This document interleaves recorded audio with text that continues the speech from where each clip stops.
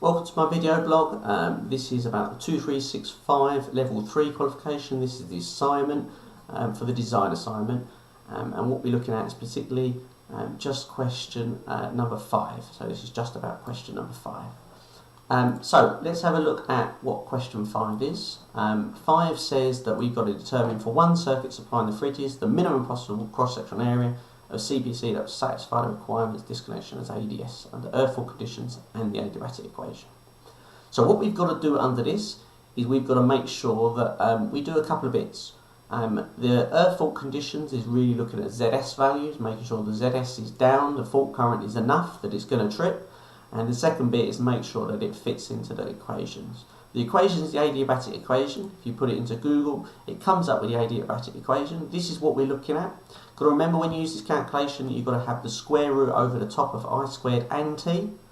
Yeah, but it doesn't go over the top of k. So you've got to do the top part first, and then the last thing you do is divide by k.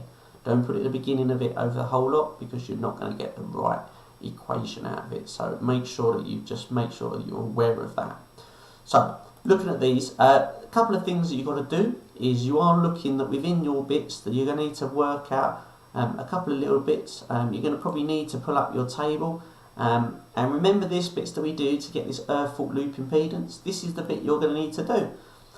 So scroll down, you're going to need to find your ZS, you're going to need to find your Z there, and you need to get your earth fault loop impedance. So those are the little bits there that you're going to need to do. That table there. So we've got to apply exactly the same. What we do know is that we've got these fridges. We can see on our drawing what the fridges are going to look like. So the fridges are just here on our drawing. So you can draw on a location of how you're going to wire the fridges. You may decide that you're going to wire the fridges back like this. And whatever the length of that line is important, because that line is then going to determine what exactly we're going to have as our fault when we talk about our ZS and R1, R2 values. The longer the line, obviously the smaller cables, when you've got really low resistances, you tend to find the short circuit current is going to be really high. So for thermal constraints, you may need to put a bigger cable in. So we don't often have very short cables, but if you ever did have short cables, you've got to be aware that it can cause a little bit of an issue.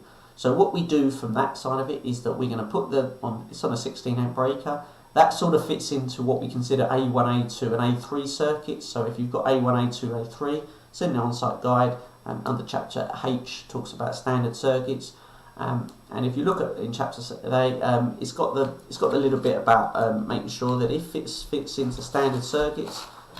These are the circuits that you follow. There's our little table that we follow. Oh, cover it over. A1, A2 ring. I think this fits into an A2 ring. So A2 ring, you'd be installing 2.5 cable. So that's the first thing you sort of do. What you need to think about is for this question is that you're going to be writing this out. So probably a Word document needs to be launched. And what you're going to do is once you have a Word document, you're going to start off with a little bit of an explanation of what you're going to do. So the first thing I'm going to do is going to measure the length of the cable, and the length of the cable is this. Yeah. Then the second thing I was doing is So you're sort of breaking it down as a method statement about how to do this. So if you like method statements, or you've written method statements, or this is what you've got to do, method statement. I'm now going to decide that my R1, R2 value, I'm going to use the values of 2.5 earth cable, 2.5 live cable, and with that I'm going to try 2.5 CPC. Yeah? And that should be applicable for most of these. So you're going to go through R1, R2 value, make sure you apply the multiplier, make sure you apply the grouping factor, figure out your R12, add it to your ZE, and that then gets your ZS value. So you get your ZS value, and once you get your ZS value, that's the good start. So you're ready to go on that. So make sure you're good with that and you're happy with that. Once you've got that value and you've got your ZS, you should be happy doing Ohm's law and doing the UO over ZS, so 230 over it gives you a fault current. So when it comes to it and we're working out how we do these calculations, what we get for this is that we get U over ZS. This gets to our first part of the adiabatic equation. So this is the I squared. Now T, you need to work out the disconnection time. Now what we need to do is we look up in our current characteristic charts, and you can find your current characteristics charts flicking through the book. It's the big ones with the funny little cables on it. You're looking for whatever breaker you decided. So if you decided a C-type breaker or a B-type breaker, you'd look up the table. And the important one here, I think, is you've got to look at this little table here. If this amount of fault current, if the fault current you just calculated is bigger than this amount, this to the table says that the fuse or RCD will react within 0.1 seconds. So you can assume then at that point that your T is going to be 0.1 seconds. You've got to get your K factor. And again, if you look up the adiabatic equation, it does point you. It's in that chapter 54, same place as we've gone. We go to for the later questions.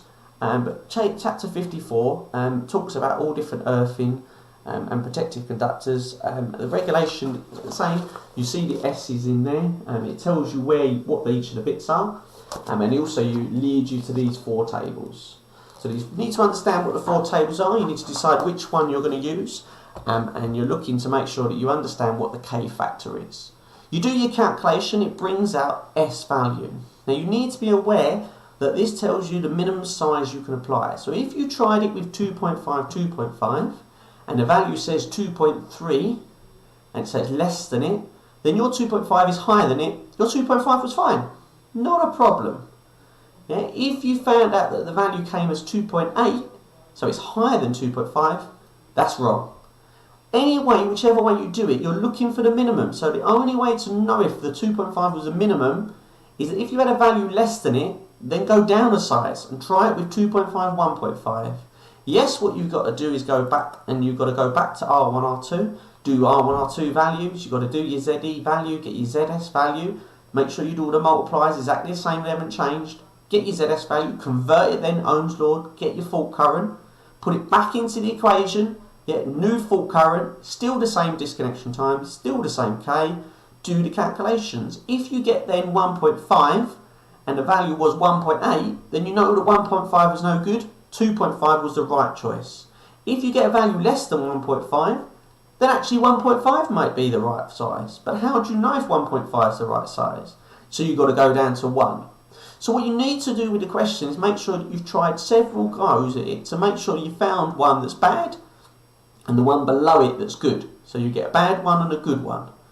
Yeah, and again, make sure that you sort of explain the steps. It's really important that for us to mark it, we've got to see the fault process, that you've gone through the fault process. You've tried this one was okay, so I've tried this one and this one was not okay. So I now can tell you for absolute certainty, this is the right size cable. And it's important that you sort of explain that to us in as many words as possible. So have a go of it, think about it.